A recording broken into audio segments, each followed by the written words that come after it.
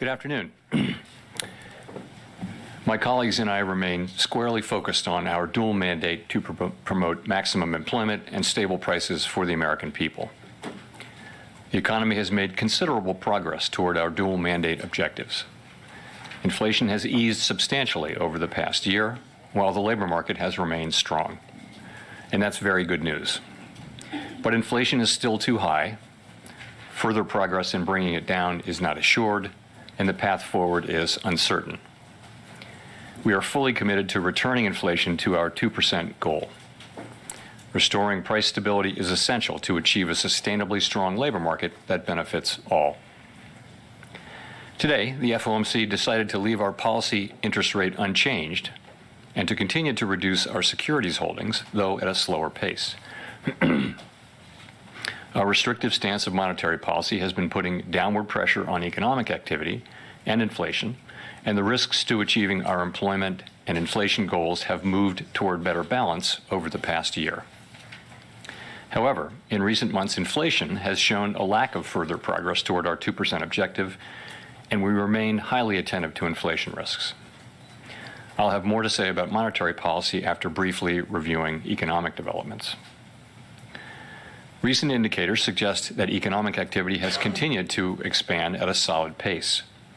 Although GDP growth moderated from 3.4% in the fourth quarter of last year to 1.6% in the first quarter, private domestic final purchases, which excludes inventory investment, government spending, and net exports, and usually sends a clearer signal on underlying demand, was 3.1% in the first quarter, as strong as the second half of 2023.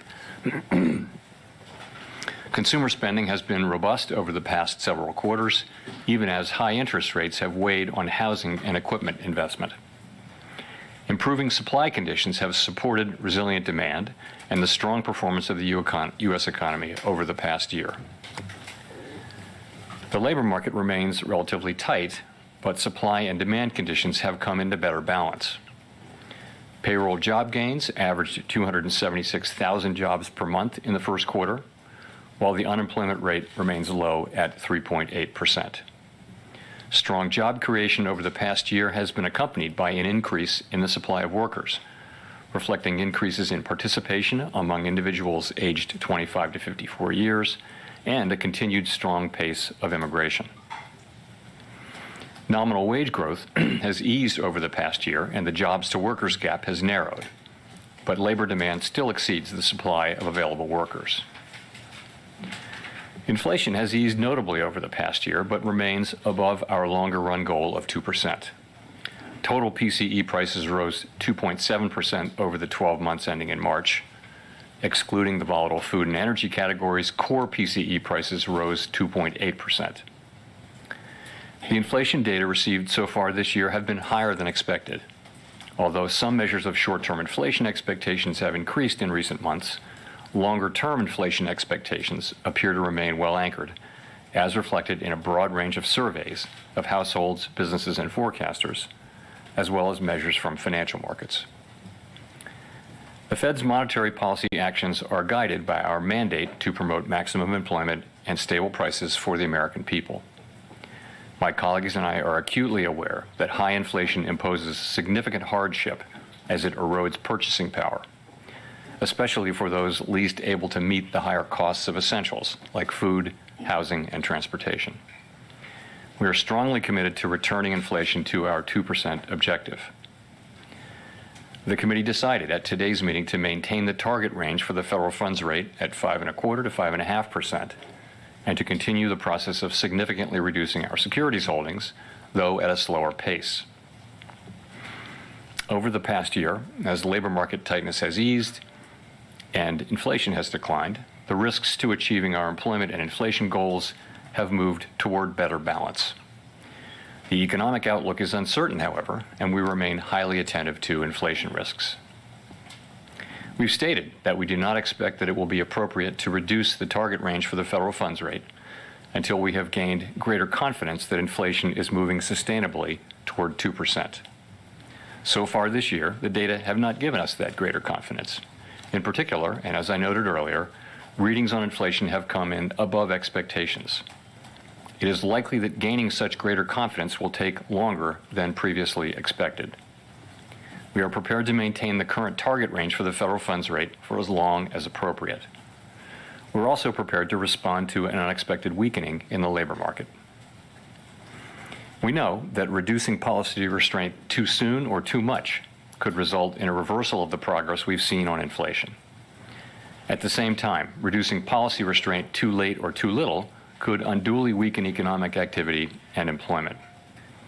In considering any adjustments to the target range for the federal funds rate, the committee will carefully assess incoming data, the evolving outlook, and the balance of risks.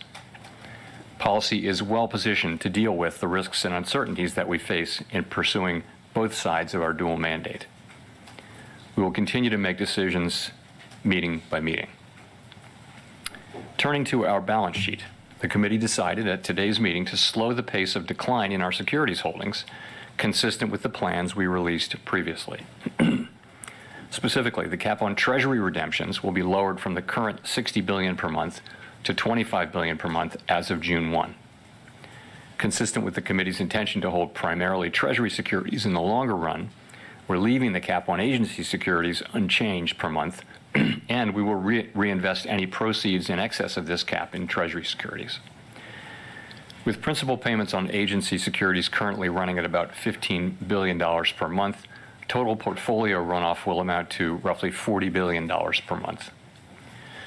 The decision to slow the pace of runoff does not mean that our balance sheet will ultimately shrink by less than it would otherwise, but rather allows us to approach its ultimate level more gradually.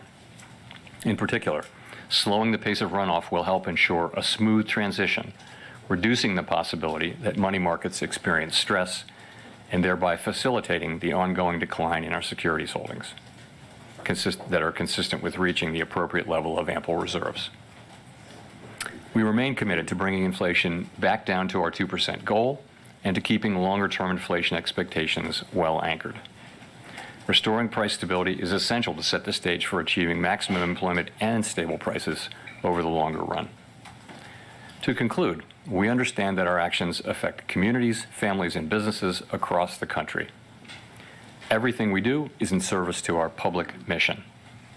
We at the Fed will do everything we can to achieve our maximum employment and price stability goals. Thank you. I look forward to your questions. Thank you. Howard Schneider with Reuters. A question to follow up, if I could. Do you consider the current policy rate still, are you confident that it's sufficiently restrictive to get inflation back to 2%? So I do think the evidence shows, pretty clearly that policy is restrictive and is weighing on demand. And there are a few places I would point to for that. You can start with the labor market. So demand is still strong, the demand side of the labor market in particular. But it's cooled from its extremely high level of a couple of years ago. And you see that in job openings. You saw it, more evidence of that today in the JOLTS report, as you'll know.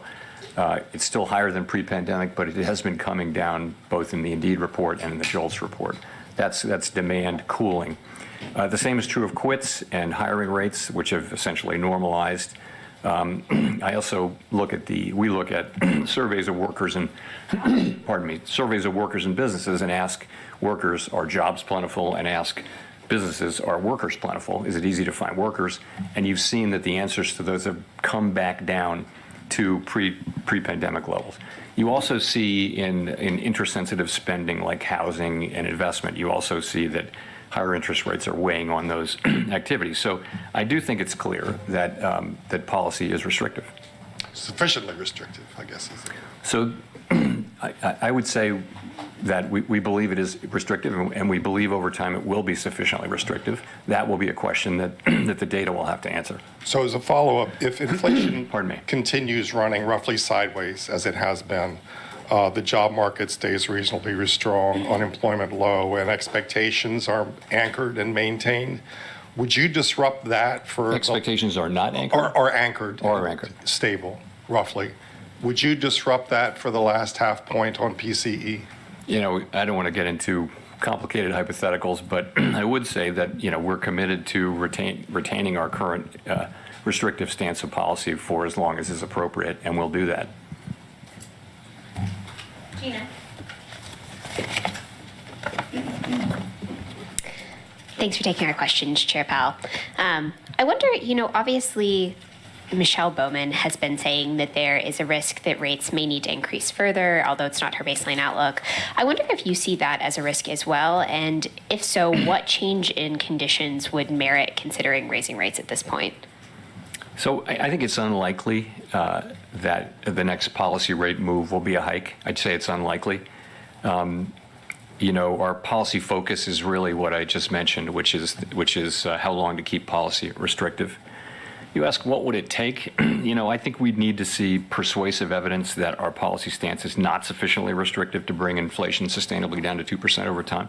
That's not what we think we're seeing, as I mentioned. But that's something like that is what it would take. We'd look at the totality of the data to answer that question. That would include inflation expectations, and all the other data too. Would that be like a reacceleration in inflation? Well, I think, again, the test, what I'm saying is if we were to come to that conclusion that policy weren't tight enough to achieve that, so it would be the totality of all the things we'd be looking at. It could be expectations, it could be a combination of things, but if we reach that conclusion and we don't see evidence supporting that conclusion, that's what it would take, I think, for us to take that step. Chris. Thank you, Chris Rugaber at Associated Press. You didn't mention the idea that rates are at a peak for the cycle, and didn't mention the idea that it might be appropriate to cut rates later this year, as you have at previous press conferences. So has the Fed sort of dropped its easing bias? Where are you standing on that? So let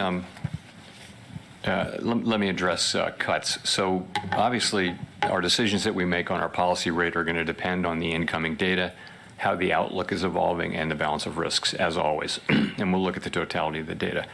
So I think, and we think, that policy is well positioned to address different paths that the economy might take. And we've said that we don't think it would be appropriate to dial back our restrictive policy stance until we've gained greater confidence that inflation is moving down sustainably toward 2%. So, for example, let me take a path. If we did have a path where inflation proves more persistent than expected and where the labor market remains strong, but inflation is moving sideways and we're not gaining greater confidence, well, that would be a case in which it could be appropriate to hold off on rate cuts.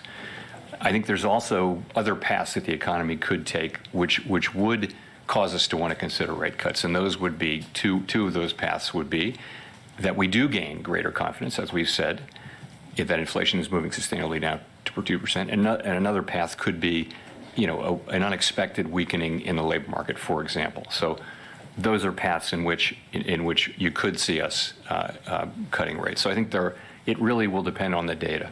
In terms of peak rate, I think really it's the same question. I think the data will have to answer that question for us. Well, and could you just follow on the path where you might not cut? Is that, you mentioned that it would be inflation persistent. Is inflation, would that be the key data in making that decision, or could you expand a bit more on that? Thank you. Again, we've set ourselves a test that for us to begin to reduce policy restriction, we'd want to be confident that inflation is moving sustainably down to 2%. And for sure, one of the things we'd be looking at is the performance of inflation. We'd also be looking at inflation expectations. We'd be looking at the whole story, but clearly incoming inflation data would be at the very heart of that decision. Nick.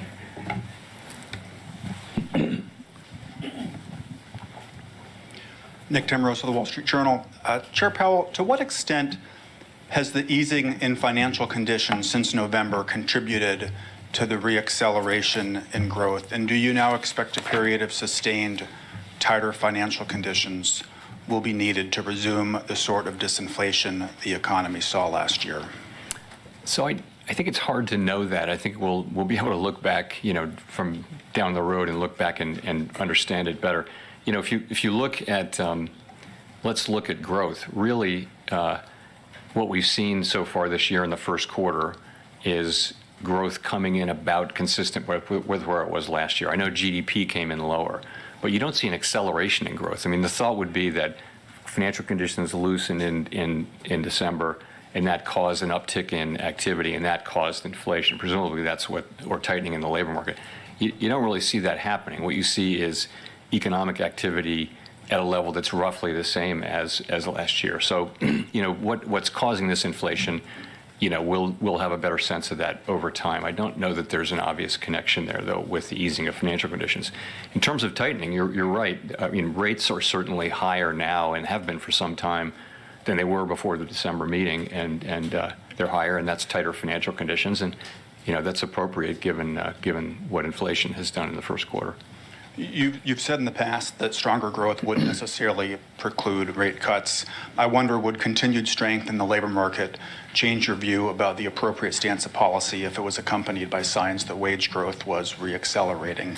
So I just want to be careful that we don't target wage growth or the labor market. And remember what we saw last year: very strong growth, a really tight labor market, and a historically fast decline in inflation.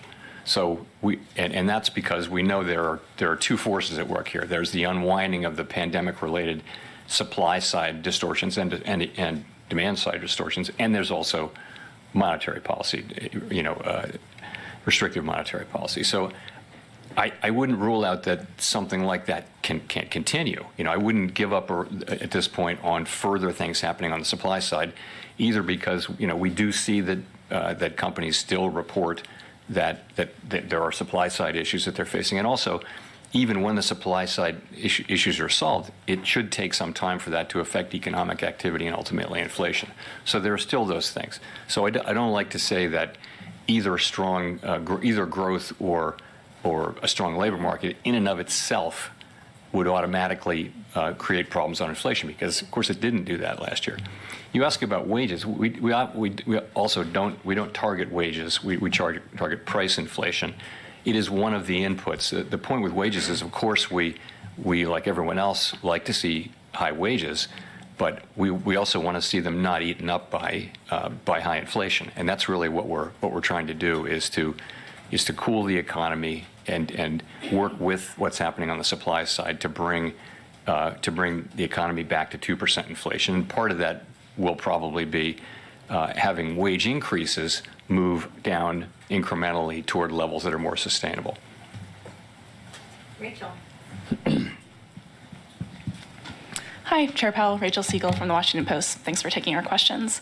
You talked about needing time to gain more confidence that inflation is sustainably moving back down to 2%.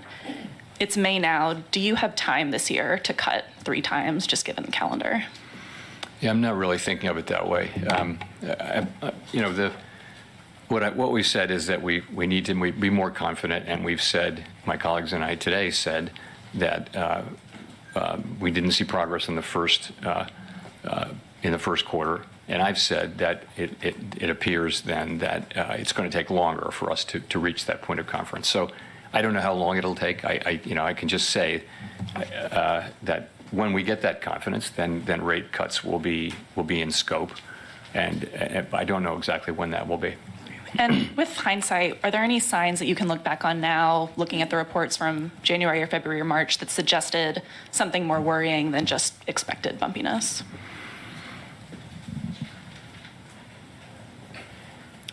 Not really. So I thought it was appropriate to reserve judgment until we had the full quarter's data, until we saw the March data. And so take a step back. What do we now see in the first quarter? We see strong economic activity. We see a strong labor market, and we see inflation. We see 3 inflation readings. So I think you're at a point there where you should take some signal. We don't like to react to 1 or 2 months' data, but this is a full quarter, and I think it's appropriate to take signal now, and we are taking signal. And the signal that we're taking is that it's likely to take longer for us to gain confidence that we are on a sustainable path down to 2% inflation.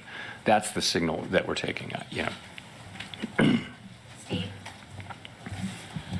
Yeah, Mr. Chairman, if I could, Steve Leisman, CNBC, if I could follow up on that.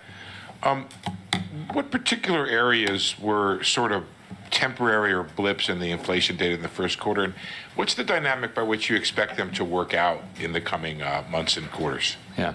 So we will, we will put the thing under a microscope. I will say nothing is going to come out of that that's going to change the view. I think that, in fact, we didn't gain confidence and that it's going to take longer to get that confidence. But confidence, I just think, I mean, you know the story. What's happened since December is you've seen higher goods inflation than expected, and you've seen higher non-housing services inflation than expected, and those two are working together to sort of be higher than we had thought. And there are stories behind how that happened. And I think my expectation is that we will, over the course of this year, see inflation move back down. That's my forecast. I think my confidence in that is lower than it was because of the data that we've seen. So we're looking at those things. We also continue to expect, and I continue to expect, that housing services inflation, given where market rents are, those will show up in measured housing services inflation over time. We believe that it will. It looks like that there are substantial lags between when lower market rates turned up and for new tenants, and when it shows up for existing tenants or for in housing services. So, if I could just follow up, is there a bit of a contradiction in the idea that you are reducing quantitative tightening, which is sort of an easing, while you're holding rates steady at a restrictive rate to try to slow and cool the economy and inflation? Thank you. I wouldn't say that, no. I mean, the active tool of monetary policy is, of course, interest rates. And this is a plan we've long had in place to slow, really not in order to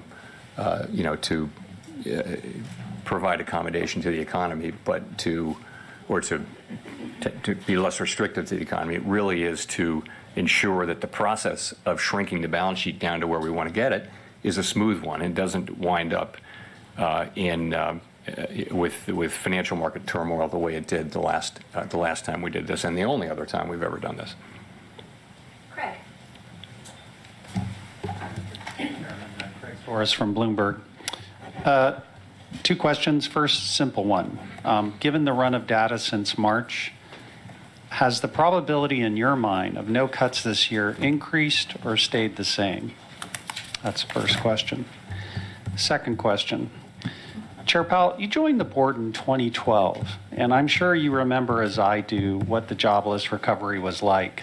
Lawyers, accountants, all kinds of highly qualified people who couldn't get jobs. And given your history there, I wonder if there's an argument for being more patient with inflation here. We have strong productivity growth that's helping wages go up. We have good employment. And so it seems to me there's a lot of hysteria about inflation. I agree, it's, nobody likes it, but is there an argument for being patient and working with the economic cycle to get it down over time? Thank you. So on your first question, I don't have a probability estimate for you, but all I can say is that,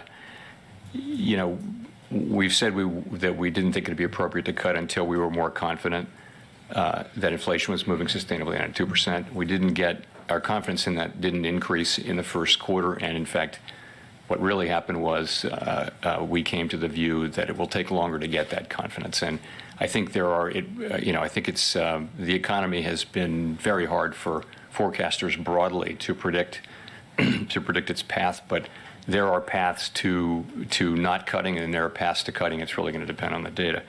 In terms of the employment mandate, to your point, if you go back a couple of years, our sort of framework document says that when you look at the two mandate goals, and if one of them's further away from goal than the other, then you focus on that one.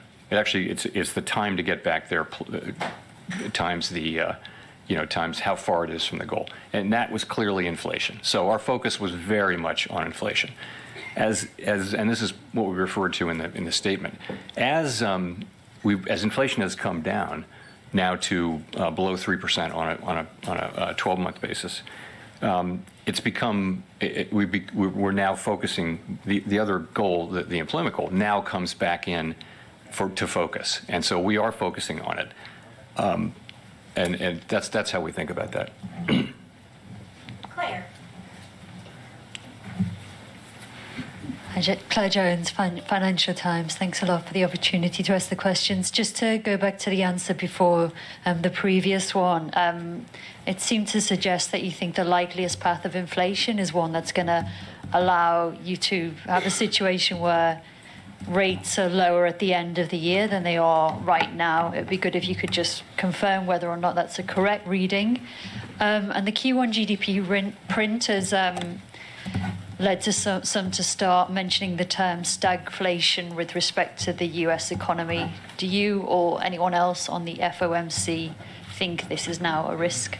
Thank you. Yeah, I'm not dealing really in likelihoods. I think there are paths that the economy can take that would involve cuts, and there are paths that wouldn't. And I don't have great confidence in which of those paths. I think I would say my personal forecast is that we will begin to see further progress on inflation this year. I don't know that it will be sufficient. I don't know that it won't. I think we're going to have to let the data lead us on that. In terms of your question, your second question was stagflation. I guess I would say I was around for stagflation, and it was 10% unemployment. It was high single digits inflation. Right now we have and very slow growth. So right now we have 3% growth, which is pretty solid growth, I would say, by any measure, and we have inflation running under 3%. So I don't really understand where that's coming from. And in addition, I would say most forecasters, including our forecasting, was that last year's level of growth was very high, 3.4% in, I guess, the fourth quarter, and probably not going to be sustained and would come down. But that would be our forecast. That wouldn't be stagflation. That would still be to a very healthy level of growth. And of course, with inflation, we will return inflation to 2%, and that won't be. So I don't see the stag or the inflation, actually.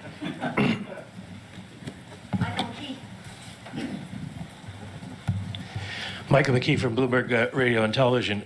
The vice chair of the FOMC said recently that he's willing to consider the idea that potential growth has moved up, and of course he's Mr. Potential Growth, our star. Do you share that view, and would that imply that maybe policy isn't tight enough? So I think I would take that question this way. We saw a year of very high productivity growth in 2023. And we saw a year of, I think, negative productivity growth in 2022.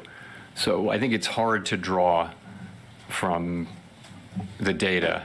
The question is, will productivity run? There are two questions. One is, will productivity run, persistently above its longer run trend? I don't think we know that. In terms of potential output, though, if that's a separate question. We've had what amounts to a significant increase in the potential output of the economy that's not about productivity. It was about having more labor, frankly, both through, in 2023, both through participation and also through immigration. So we're very much like other forecasters and economists getting our arms around what that means for potential output this year and next year and last year, for that matter, too. So I think in that case, I think you really do have a significant increase in potential output. But you've also got you've got more supply, but those people also come in, they work, they have jobs, they spend. So you've also got demand. So it may be that you get more supply than you get demand at the beginning, but ultimately it should be neither inflationary nor disinflationary over a longer period. Well, you said earlier that at this point you're not really considering rate increases. If growth is higher, but you're not considering rate increases, does that imply that you're more worried about causing the economy to slow too much than you are about inflation taking off again? No, I think we believe our policy stance is in a good place and is appropriate to the current situation.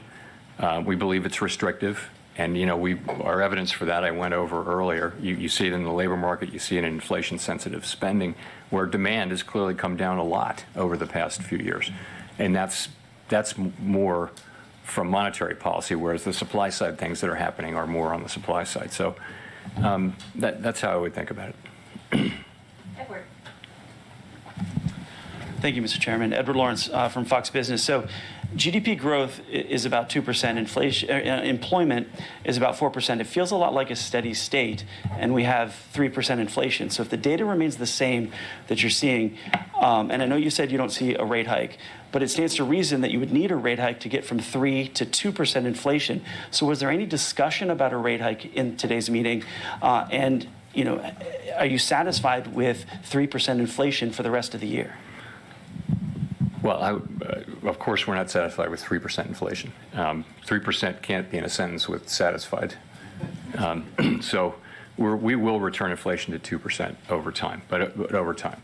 And we think our policy stance is appropriate to do that. So if we were to conclude that policy is not sufficiently restrictive to bring inflation sustainably down to 2%, then that would be what it would take for us to want to increase rates.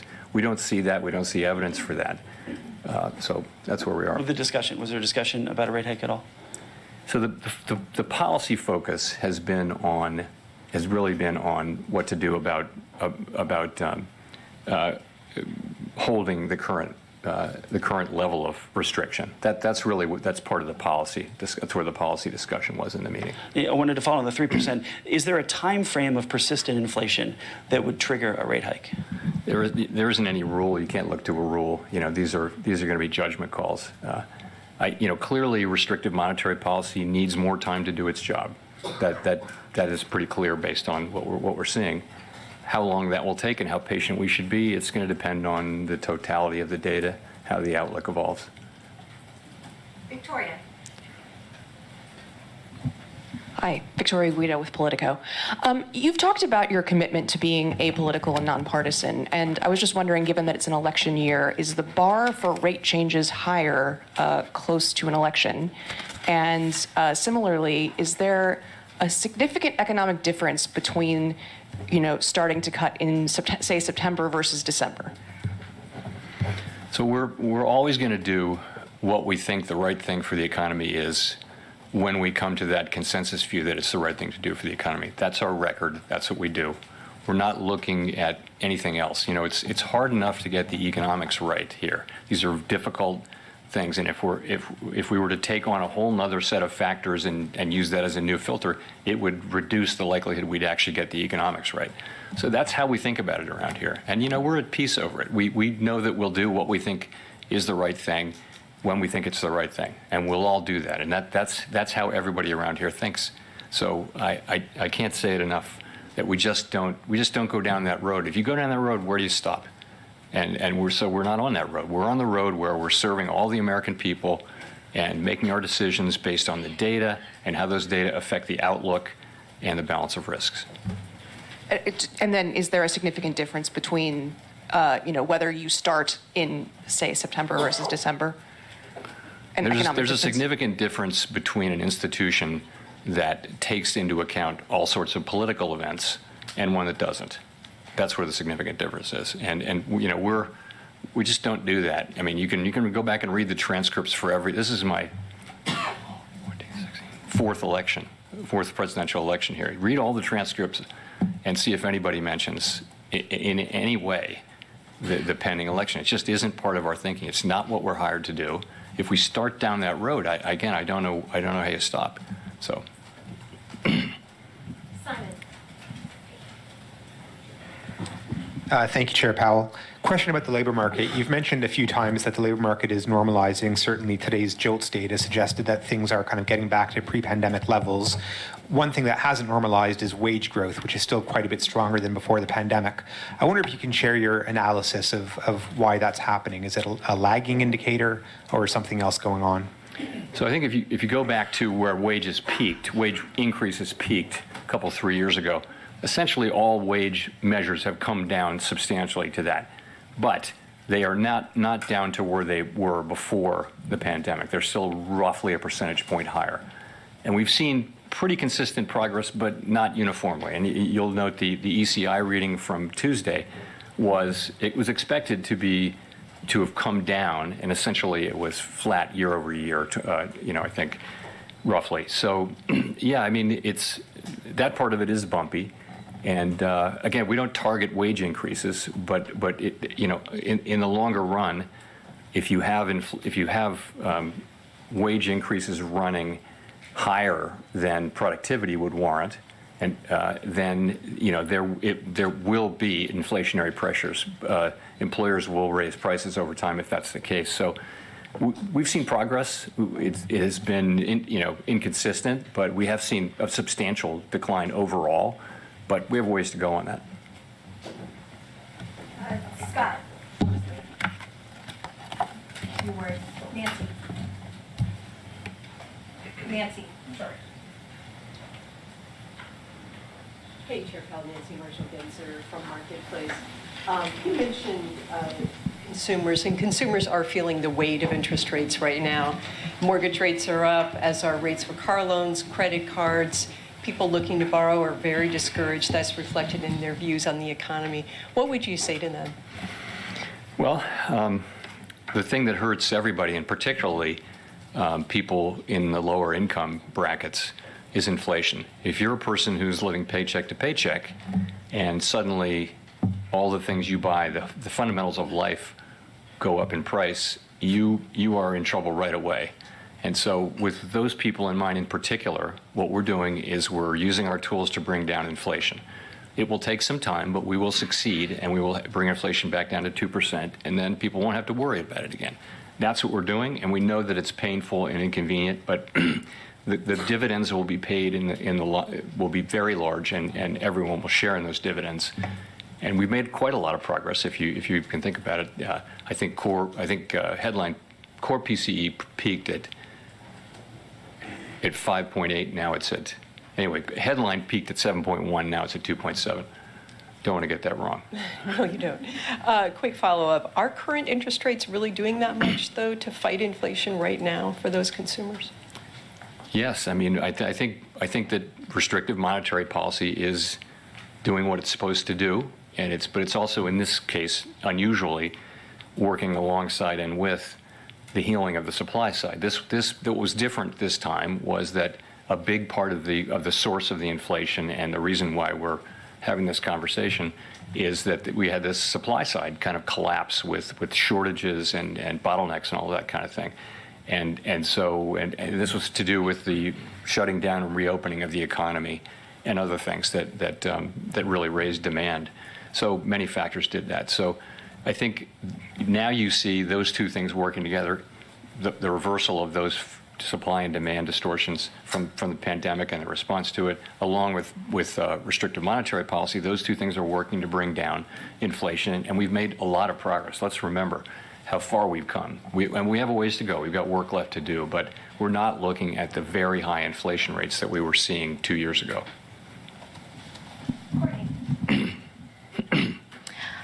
Courtney Brown from Axios. Thanks for taking our questions, Chair Powell. I wanted to follow up on something you mentioned earlier on housing inflation. There's kind of been this long-awaited disinflation in shelter that still hasn't arrived.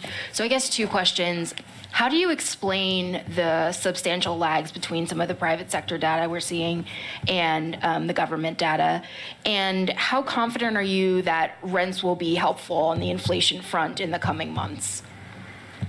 So essentially, there are a number of places in the economy where there are just lag structures built into the inflation process, and housing is one of them. So when you have when someone a new person goes to rent an apartment, that's called market rent, and you can see market rents are barely going up at all. The inflation in those has been very low.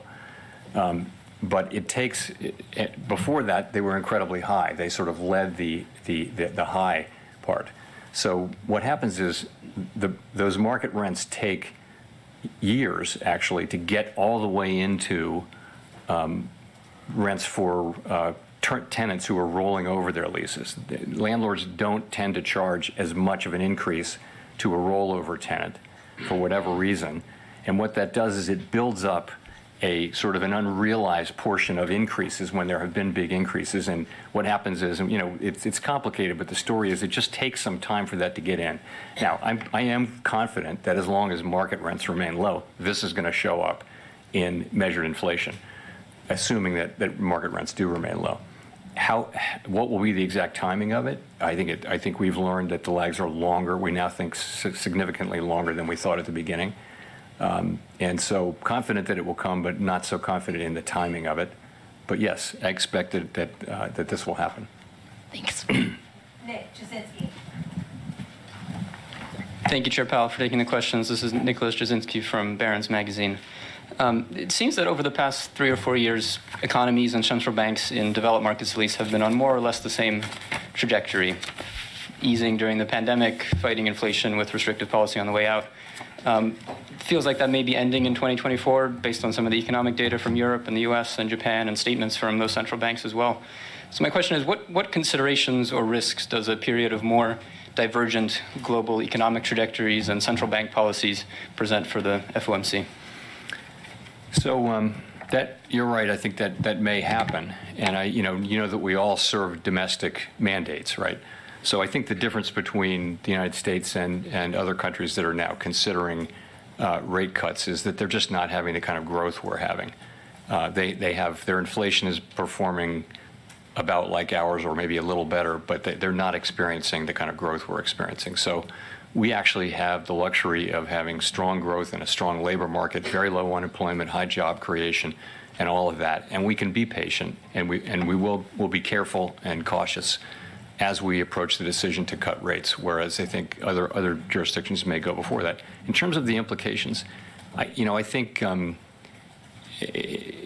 obviously markets see it coming. It's priced in now, and so I think the markets and economies can adapt to it. And I think we haven't seen, in addition for the emerging market economies, we haven't seen the kind of turmoil that was more frequent 20 years ago, 30 years ago.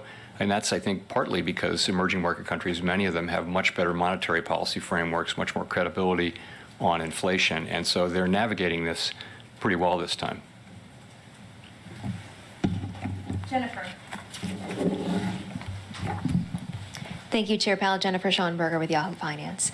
You sort of backed away from the notion that the economy would need to encounter pain for inflation to come back down. But given sticky inflation data in the first quarter, can disinflation still happen along a relatively painless path for the economy, or is some softening in the labor market and the economy likely needed to bring inflation back down?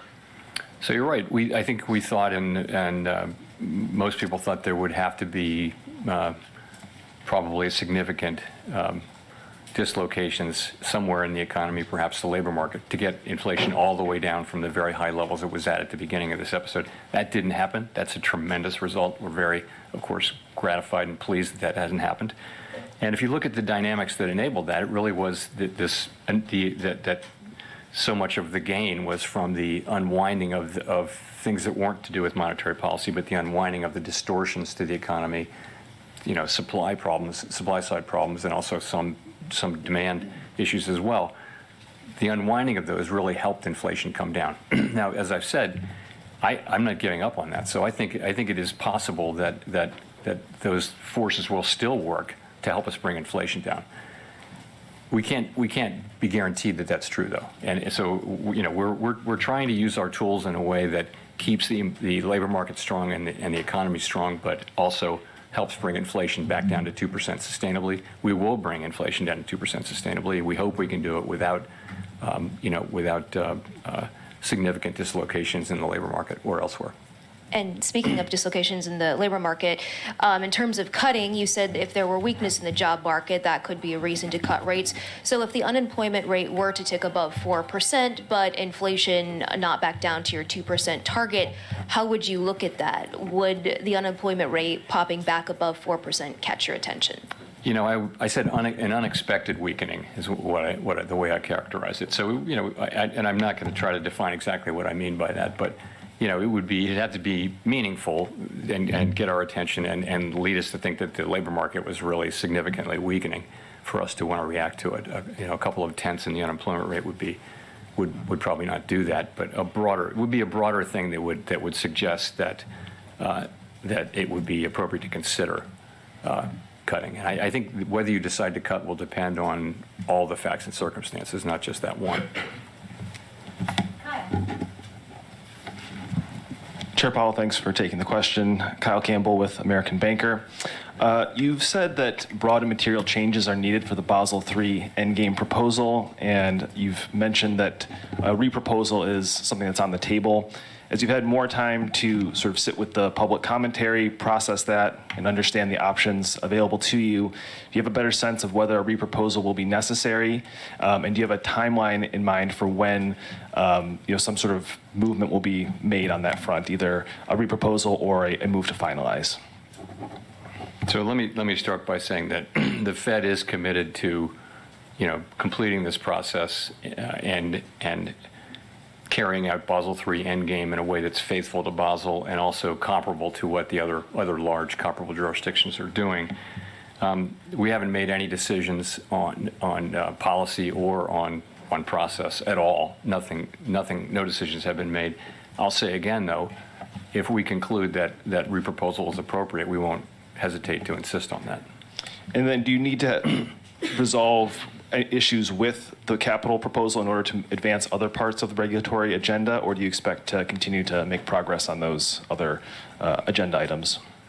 There's no mechanical rule in place there, but I would say that the Basel III process is by far the most important thing, and really is, I think, occupying us at this time in terms of what we're moving ahead with. Let's go to Mark for the last question. Thank you, Mark Hamrick with Bankrate. Mr. Chairman, what can you tell us about the approach that you take with your role in the sense of trying to achieve consensus, which you recently identified as a priority, while allowing for a range of views or even dissent? We don't see many dissenting votes in the official statements, even when more spirited discussions are noted in the minutes after the fact. How do you avoid groupthink and avoid a higher risk of a policy mistake? Thank you. So I think if you listen to, and you all do, listen to my 18 colleagues on the FOMC, you'll see that we do not lack for a diversity of voices and perspectives. We really don't. And it's one of the great aspects of the Federal Reserve System. We have 12 reserve banks around the country where they have their own economic staff, not the people who work here at the board. They're different people, and so each reserve bank has its own culture around monetary policy and its own approach and that kind of thing. It guarantees you a diversity of perspectives. So I think that the perspectives are very diverse. But and in terms of dissents, we have dissents, and a thoughtful dissent is a good thing. If someone really makes you think, that kind of thing. But all I can say from my standpoint is I listen carefully to people. I try to incorporate their thinking, or do everything I can to incorporate their thinking into what we're doing. And I think many people, if they feel that's happening, that for most people, most of the time, that'll be enough. But I'm not. It's not frowned upon or illegal or against the rules or anything like that. It just is the way things come out. And I think we have a very diverse group around the people, frankly, more diverse than it used to be in many dimensions, more diverse from the obvious, gender and demographic ways. But also we have more people who are not PhD economists. So we have people from business and law and academia and things like that. So I think you actually do have quite a good diverse perspective. I think all of us read these stories about a lack of diversity, and we look around the room and say, I don't understand. I really don't understand what they're talking about. So, but I get the question, though. Thank you very much.